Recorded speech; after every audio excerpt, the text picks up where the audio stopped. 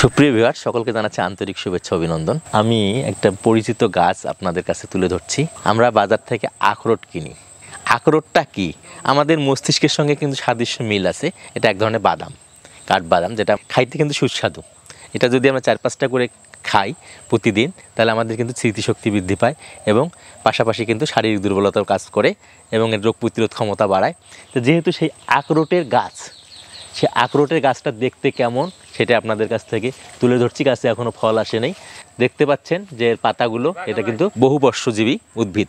নাটোরে এসেছি ভেষজপল্লীতে, সেখানে এই গাছটা আমার দৃষ্টিগোচর হয়, যাতে করে আপনারা যারা এই গাছটা সম্পর্কে অভিজ্ঞতা নাই বা দেখেন নেই, তাদের কাছে এই গাছটা শেয়ার করবেন এবং তাদেরকে দেখার সুযোগ করে দেবেন আখরোট গাছ কেমন দেখতে।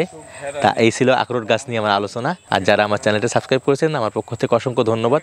যারা নতুন তারা আমার চ্যানেলটি সাবস্ক্রাইব করবেন, পাশে থাকা বেলটি বাজিয়ে দেবেন, যাতে নতুন কোনো ভিডিও আপলোড হলে দ্রুত আপনাদের হোম পেজে শো করে।